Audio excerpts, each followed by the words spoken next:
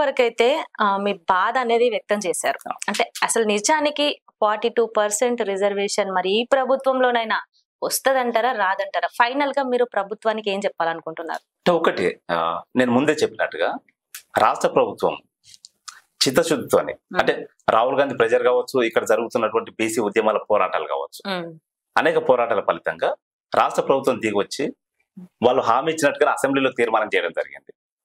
Governor ఆమోదించారు. ఇప్పుడు fight చేయాల్సింది ఏంటంటే రాష్ట్ర ప్రభుత్వానికి చిత్తశుద్ధి ఉంటే, రేవంత్ రెడ్డి గారికి చిత్తశుద్ధి ఉంటే వెంటనే ఇక్కడ అఖిలపక్ష సమావేశం ఏర్పాటు చేసి వీళ్ళందరినీ కలుపుకొని ఢిల్లీ తీసుకుపోయి ఢిల్లీ ప్రభుత్వం మీద పోరాటం చేయాలి. అంటే కేంద్ర ప్రభుత్వం మీద పోరాటం చేసి దాన్ని సాధించుకొని రావాలి. అలా సాధించుకొని రావడం వల్ల ఈ తెలంగాణ సమాజంలో ఉన్నటువంటి మెజార్టీ ప్రజలైన బీసీలకు రాష్ట్ర ప్రభుత్వం పట్ల, కాంగ్రెస్ పార్టీ పట్ల విశ్వాసం పెరుగుతుంది, గౌరవం పెరుగుతుంది. కాబట్టి వాళ్ళు హక్కును చేర్చుకోవడానికి అవకాశం ఉంటుంది పార్టీని. రేపు స్థానిక సంస్థల ఎన్నికల్లో కూడా అత్యధికంగా గెలిపించుకోవడానికి అవకాశం ఉంటుంది. అయితే కేంద్ర ప్రభుత్వం దాన్ని ఆమోదించలేదు కాబట్టి మేము పార్టీగా 42% రిజర్వేషన్లు ఇస్తాం, మేము ఎన్నికల్లోకి పోతామనంటే ప్రజలు విశ్వాసంలోకి తీసుకోరు. రెండోది, రేవంత్ రెడ్డి కూడా అర్థం చేసుకోవాల్సిన విషయం, ఇక్కడ అఖిలపక్ష కమిటీ ఏర్పాటు చేసి ఢిల్లీకి తీసుకపోతే ఆటోమేటిక్ ఇక్కడ ఉన్నటువంటి బీజేపీ కూడా డిఫెన్స్ లో పడుతుంది కదా. ప్రజలు తెలంగాణ ఉద్యమకారులు లేదా బీసీ ఉద్యమకారులు బీజేపీ పార్టీని కూడా క్వశ్చన్ చేస్తారు కదా. మేము రోజు సమావేశాలను బీజేపీని క్వశ్చన్ చేస్తూ మాట్లాడుతున్నాం కదా. ఇది కేంద్ర ప్రభుత్వం అంటే బీజేపీ ప్రభుత్వం బాధ్యత, దాన్ని వెంటనే ఆమోదించి పంపించాలని చెప్పి మేము పోరాటం చేస్తున్నాం కదా. మేము చేసిన పోరాటాలు ప్రజల్లోకి పోతాయి కదా. ప్రజల్లోకి పోయినప్పుడు ప్రజలు దీని మీద ఆలోచిస్తారు. బీజేపీ బీసీలకు వ్యతిరేకంగా ఉన్నదని ఆలోచించి కాంగ్రెస్ కు దగ్గర కావడానికి కూడా అవకాశం ఉంటుంది. కాబట్టి ఈ అభిప్రాయాన్ని, ప్రజలకు ఉన్నటువంటి అభిప్రాయాన్ని ప్రభుత్వము, ముఖ్యమంత్రి గారు, తర్వాత రాష్ట్ర కాంగ్రెస్ పార్టీ అర్థం చేసుకుని వెంటనే అఖిలపక్ష సమావేశం ఏర్పాటు చేసి వీళ్ళందరినీ కేంద్ర ప్రభుత్వం దగ్గర తీసుకుపోయి పోరాటం చేయాల్సిన అవసరం, ఆ బాధ్యత కూడా వీళ్ళ మీద ఉన్నది. ఒకటి బాధ్యత. రెండోది, రేపు ఎన్నికల్లో మీరు గెలవాలంటే కూడా ఇది ఒక సాధనం, ఇది ఒక మార్గం అవుతుంది. స్థానిక సంస్థల ఎన్నికల్లో కాంగ్రెస్ పార్టీ గెలవాలంటే కూడా ఇది ఒక మార్గం అవుతుంది. మేము మీకు హామీ ఇచ్చినట్టుగా 42% రిజర్వేషన్లను మేము అమలు చేస్తున్నాము. కాబట్టి మీరు మమ్మల్ని ఆదరించండి, మాకు ఓట్లు వేయండి, మమ్మల్ని గెలిపించండి. ఇప్పుడు గెలిపిస్తే వచ్చే మిగతా పథకాలు కూడా, అంటే సంక్షేమ పథకాలు బీసీల కోసము అత్యధికంగా సంక్షేమ పథకాలు ప్రజలకు తీసుకొని వస్తామని చెప్పి వాళ్ళు మళ్ళీ ప్రజలకు పోయి ఓట్లు వేయించుకొని గెలవడానికి అవకాశం. అంటే బీసీ ఓట్లన్నీ పడాలి రేవంత్ రెడ్డి సర్కార్కి అంటే ఖచ్చితంగా అమలు చేయాలంటారు. ఖచ్చితంగా అమలు చేయాలి. అమలు చేయకపోతే సహజంగా వ్యతిరేకత పెంచుకుంటారు. వేస్తారా మీరు ఓటుకు వేయకపోతే? తప్పనిసరిగా వ్యతిరేకిస్తాం. ఎందుకంటే మాకు ఇచ్చిన హామీని అమలు చేయనప్పుడు మేము ప్రభుత్వాన్ని ఎందుకు గౌరవిస్తాం? ప్రభుత్వం మాకు ఇచ్చిన హామీని అమలు చేసినప్పుడు మేము ప్రభుత్వాన్ని గౌరవిస్తాం. అది అమలు చేయనప్పుడు మేము ప్రభుత్వాన్ని గౌరవించాం. అదే సందర్భంలో బీజేపీ కూడా దాన్ని ఆమోదిస్తలేదు కాబట్టి బీజేపీకి వ్యతిరేకంగా ఉంటాం. రాష్ట్ర ప్రభుత్వం ఇక్కడ ఆమోదించింది, కేంద్ర ప్రభుత్వానికి పంపించింది.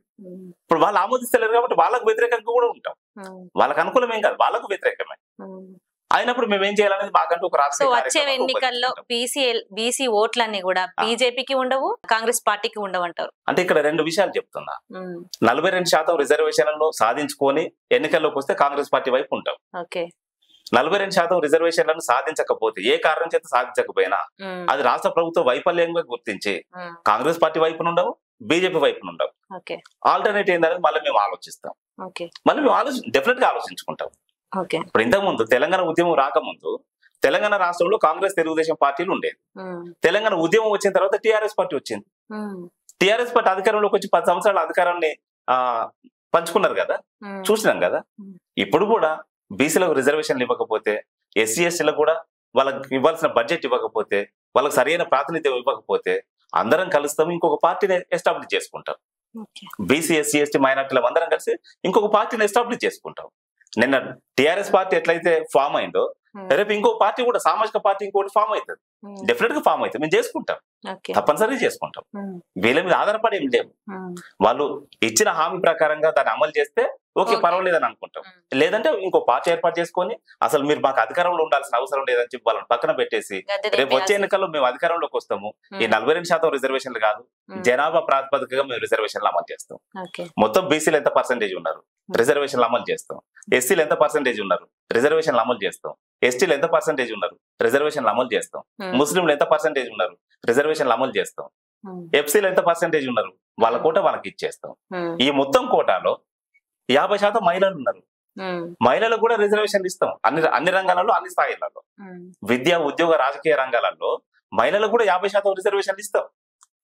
ఆ ఎజెండాతో మేము ప్రజల్లోకి పోతాము. కొత్త పార్టీ ఏర్పాటు చేసుకున్న ఆ ఎజెండాతో ప్రజల్లోకి పోయినప్పుడు ఇటు కాంగ్రెస్ పార్టీ పోతుంది, బీజేపీ పార్టీ కూడా పోతుంది. కొత్త పార్టీ మధ్య ప్రజల్లోకి పోయినప్పుడు ఆ కొత్త పార్టీని ప్రజలు స్వీకరిస్తారు, స్వాగతిస్తారు, మాకు ఓట్లేస్తారు, అధికారంలోకి నాకు తీసుకుంటారు. తెలిసి తెలంగాణ మహిళలందరికీ కూడా ఆ. ఖచ్చితంగా ఓట్లు ఉంటాయి కాంగ్రెస్ తప్పనిసరిగా, పార్టీకి. తప్పనిసరిగా. ఎందుకంటే ఫ్రీ బస్. ఆ, దాని మీద ఎట్లా మీరు ఏం చెప్పాలనుకుంటారు? అంటే ఫ్రీ బస్ వచ్చిన తర్వాత మహిళలకు ఒక సౌకర్యం పెరిగింది. ఒక మాట చెప్పాలంటే ఫ్రీ బస్ తో ఒక రాజకీయాలతో ముడిపెట్టడం ఒకటే కాదు, మొత్తం కాబట్టి ప్రపంచవ్యాప్తంగా ఆ ఓట్లన్నీ ఇప్పుడు ఖచ్చితంగా కౌంటింగ్ ఉంటది వాళ్ళకి. ఖచ్చితంగా ఉంటుంది. మొత్తం ప్రపంచవ్యాప్తంగా ఒకసారి పరిశీలిస్తే, మహిళలకు సంబంధించి పరిశీలిస్తే, ఎవరైతే ప్రపంచంలో ఎక్కువ జర్నీ అంటే ఎక్కువ కాలము ఎక్కువ దూరం ఎవరైతే జర్నీ చేస్తారో వాళ్ళే ఎక్కువ నాలెడ్జ్ గెయిన్ చేసుకోవడానికి అవకాశం ఉంటుంది. అయితే ఇంతకాలం జర్నీ చేసింది మొత్తం కూడా మహిళల్ని ఇళ్లలో కూర్చోబెట్టి వాళ్ళను వంటగదిలో లేదా వ్యవసాయ పనులలో ఎంగేజ్ చేసి వాళ్ళని అక్కడి వరకు పరిమితం చేసి అక్కడ కూర్చోబెట్టి పురుషులందరూ బయట తిరగడం వల్ల మహిళల కంటే సహజంగా పురుషులు ఎక్కువ నాలెడ్జ్ గెయిన్ చేసుకున్నారు. అదొక వాస్తవం, దాన్ని అంగీకరించాలి. అయితే మహిళలు కూడా పురుషులతో సమానంగా వాళ్ళ నాలెడ్జ్ ఇంప్రూవ్ చేసుకోవాలంటే వాళ్ళు కూడా ప్రయాణం చేయాల్సిన అవసరం ఉన్నది. ఆ ప్రయాణం చేసినప్పుడు పురుషులతో సమానంగా నాలెడ్జ్ పెంచుకుంటారు. నాలెడ్జ్ పెంచుకున్నప్పుడు రాజకీయాలలో ఇంతకు ముందు కంటే అంటే గత కాలం కంటే ఎక్కువగా ఇప్పుడు చురుకుగా పాల్గొనడానికి అవకాశం ఉంటది, నాయకత్వం వహించడానికి అవకాశం ఉంటది, సమర్థవంతమైన నాయకులుగా ఎదగడానికి అవకాశం ఉంటది. వాళ్ళ నాయకులు ఎదిగిన తర్వాత సమాజంలో చాలా మార్పులు వస్తాయి. ఒక సీక్వెన్స్ ఏంటంటే యూరోప్ దేశాలకు భారతదేశానికి పోల్చుకున్నప్పుడు యూరోప్ దేశాలకు సంబంధించిన అక్కడ మహిళలు ఉంటారు కదా, అక్కడ మహిళలు కూడా రెండవ తరగతి పౌరులుగానే గుర్తించబడతారు. కానీ భారతదేశంలో ఉన్నటువంటి పురుషులు యూరోప్ దేశాల్లో ఉన్నటువంటి మహిళలతో సమానం. భారతదేశంలో ఉన్న పురుషులు యూరోప్ దేశాల్లో ఉన్న మహిళలతో సమానం అయినప్పుడు అక్కడున్న పురుషులతో పోల్చుకున్నప్పుడు ఇక్కడ మహిళలు ఎంత వెనుకబడి ఉంటారు. ఇక్కడ మహిళల మీద ఆత్మహత్య చెలాయించే పురుషులే యూరోప్ దేశాల్లో ఉన్న మహిళలతో సమానమైనప్పుడు అక్కడున్న పురుషులతో పోల్చుకున్నప్పుడు ఇక్కడ మహిళలు ఇంకెంత వెనుకబడి ఉంటారు. ఇదంతా గ్లోబల్ సొసైటీ కదా. గ్లోబల్ సొసైటీలో ఒక ఊరు నుండో, ఒక వాడ నుండో, ఒక రాష్ట్రం నుండో, ఒక దేశం నుండో మనం పోల్చుకోవడానికి వీల్లేదు కదా. మనం గ్లోబల్ లెవెల్లో పోల్చుకోవాలి కదా. గ్లోబల్ లెవెల్లో పోల్చుకోవాలనుకున్నప్పుడు గ్లోబల్ లెవెల్లో అమెరికా వాళ్ళు ఎట్లా ఉన్నారు, యూరోప్ దేశాల్లో ఎట్లా ఉన్నారు, రష్యాలో ఎట్లా ఉన్నారు, చైనాలో ఎట్లా ఉన్నారు, జపాన్లో ఎట్లా ఉన్నారు, భారతదేశంలో ఎట్లా ఉన్నారు పోల్చుకోవాల్సి వస్తుంది.